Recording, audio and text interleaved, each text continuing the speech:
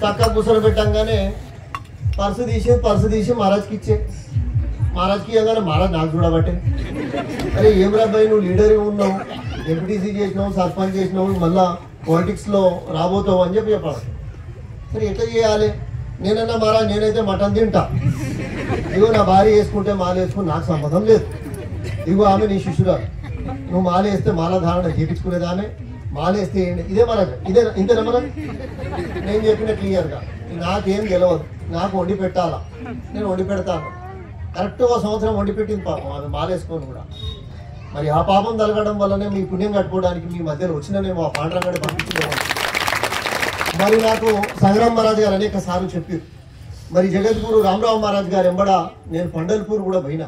నాకు తెలియదు పండల్పూర్ అంటే తెలియదు, చంద్రభాగలో నీళ్ళు లేకుండా ఆ రోజు కాలు కడిగిన ఆయన. నేను మహారాజ్ గారు ఎంబడ తిరుగుతుంటే ఫార్మాలిటీగా మాంసం తింటుంటే. అయితే ఈ మార్గంలో రావడం వల్ల అనేక మంది మార్పు వచ్చింది, జీవితంలో మార్పు వచ్చింది. మరి అది వేసుకోవడం వల్ల మరి ఈ జిల్లాలోనే మీ అందరి దీవెనతోని గురు కృపతోని మరి నాకు 5,000 మెజారిటీతోని జడ్పీటీసీగా ఈ మండలానికి 80 గ్రామాలలో గెలిపించి, అంటే ఎవరు పెద్దగా చేసిర్రు, చేస్తే జనాలు చేసిర్రు, లేకపోతే గురువు గారి ఆశీస్సులతోనే పెద్దగవుతారు. సంసారాలు బాగుపడాలన్నా, కుటుంబాలు బాగుపడాలన్నా మరి భగవంతుని నామస్మరణంతోనే మనం జన్మ ధరించిపోతుందనే నా ఆలోచన.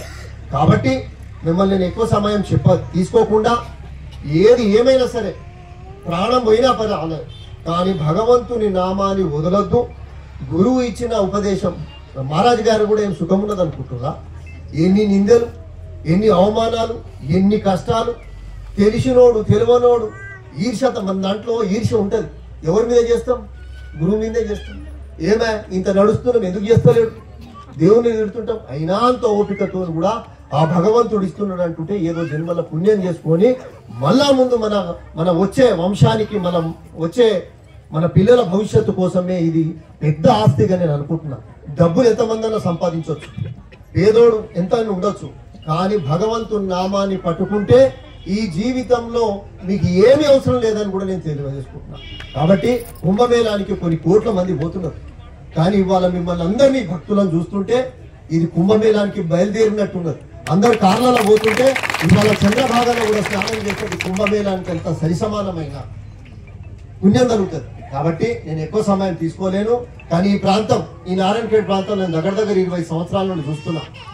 ఇక్కడ ఫ్యాక్షనిజ రాజకీయాలు, వాడిని చంపుకొని వీడిని చంపుకొని అట్లే ఉంటుండే, తాగి ఉంటుండే, వాడిని దాపి వాడిని దండ్రా అంటే వాడిని దండేస్తుండే, వీడిని కొట్టుండ్రా అంటే వీడిని కొడుతుండే, అన్నదమ్ములలో విడిపోతుండే, ఆధ్యాత్మికంగా వెనుకబడి ఉంటే కొంతమందే ఉండే. కానీ ఇవాళ రోడ్లు అంటే మారుమూల తాండాలలో, ఎక్కడో లేని పుట్టిన మారుమూల తాండాలలో ఒక గిరిజన బిడ్డగా ఉండి కూడా ఇవాళ గిరిజనులు కూడా మరి అంత లోపటికి ఆ మారుమూల తాండాలలో తెలవలేని పరిస్థితుల్లో కూడా మరి సంత్ గారు ఇంతమందిని మన కుటుంబాన్ని తయారు చేసిన ఘనత ఆ పాండురంగాన్ని మాట మీద నడిచే, ఆయన మార్గంలో నడిచినటువంటి మరి కరణ్ గజేంద్ర మహారాజ్ గారికి మనం ఎన్ని జన్మలు ఎత్తితే అట్లాంటి గురువు గారు ఆ నామస్కరణాన్ని మన శరీరంలో నింపినందుకు మళ్ళోసారి మీ పాదాలను కడిగి కూడా మేము ఆ పుణ్యాన్ని కూర్చుకోలేమని చెప్పి నేను తెలియజేస్తూ, మరి మంచి మార్గము, మరి అనేక విషయాలలో ప్రతి సంవత్సరం మనకి అన్ని మార్గాలలో మనము మహారాజ్ గారు ఎంబడపోవడం వల్ల శ్రీశైలం కొంతమంది పోతున్నారు, మరి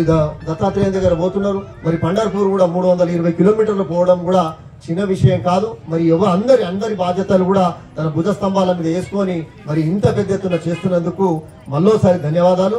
మరి ప్రత్యేకంగా మగవాళ్ళం అందరం కూడా మన ఇంట్లో మనకు లక్ష్మి కావాలన్నా, భగవంతుడు ప్రాప్తి కావాలనుకున్నా కానీ మిమ్మల్ని అందరినీ కాలు మొక్కి మగవాళ్ళకి అందరికి చెప్తున్నా, ఆడవాళ్ళకు మనం పెత్తనం ఇచ్చి వాళ్ళకి భగవంతుని స్వరూపులు చూస్తేనే మన ఇంట్లో మనకి లక్ష్మి నిలబడుతుంది, మన కుటుంబం బాగుపడుతుంది, మన పిల్లలు బాగుపడుతుంది, మన వంశం నిలబడుతుంది అని చెప్పి కూడా నేను తెలియజేసుకుంటూ మిమ్మల్ని అందరినీ కూడా దైవ స్వరూపులుగా మిమ్మల్ని పాదాభివందలు అందరి జనాల తరఫు నుండి కూడా మిమ్మల్ని పాదాభివందలు తెలియజేసుకుంటూ ఈ సదావకాశాన్ని ఇచ్చినటువంటి గురువర్యుల గారికి, మరి వేదిక మీద పెద్దలందరూ చాలా మంది ఉన్నారు, మరి మహారాజు శిష్యులు ఉన్నారు, చాలా సీనియర్లు ఉన్నారు, అందరి పేరు చెప్పదలుచుకోలేదు నేను. మరి ఎవరైనా పేర్లు మర్చిపోతే కూడా నన్ను క్షమించి, మరి సరే ఇంకంతవరకే.